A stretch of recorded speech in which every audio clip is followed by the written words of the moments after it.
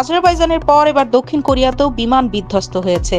181 জন যাত্রীর মধ্যে 179 জনের মৃত্যুর খবর নিশ্চিত করেছে দেশটির সংবাদ সংস্থা ইয়োনহাপ, আর 2 জনকে জীবিত উদ্ধার করা হয়েছে।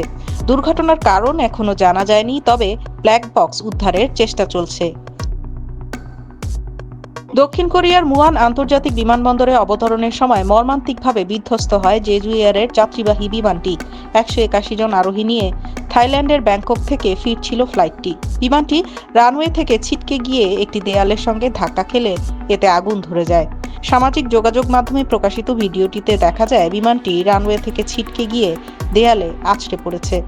অন্য একটি ভিডিওতে দুর্ঘটনাস্থল থেকে ঘন কালো ধোঁয়া আকাশে উঠতে দেখা যায়। বিমানের যাত্রীদের মধ্যে 173 জন দক্ষিণ কোরিয়ার নাগরিক এবং 2 জন থাইল্যান্ডের নাগরিক ছিলেন।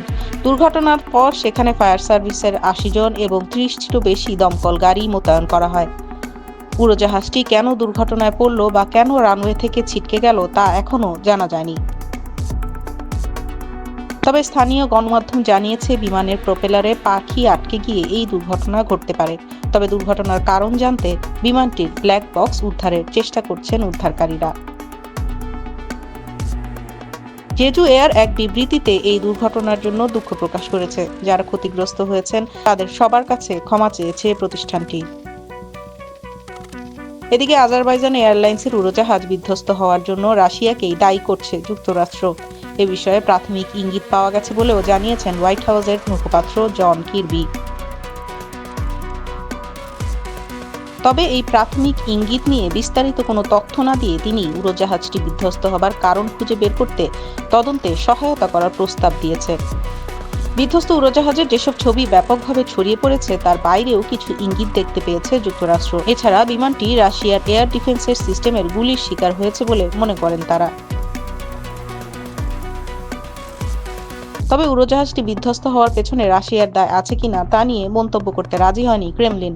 রাশিয়ার বেসামরিক বিমান পরিবহন সংস্থার প্রধান বলেছেন, চেচনিয়ার পরিস্থিতি খুবই জটিল, কারণ এই অঞ্চলে ইউক্রেন ড্রোন হামলা চালাচ্ছে।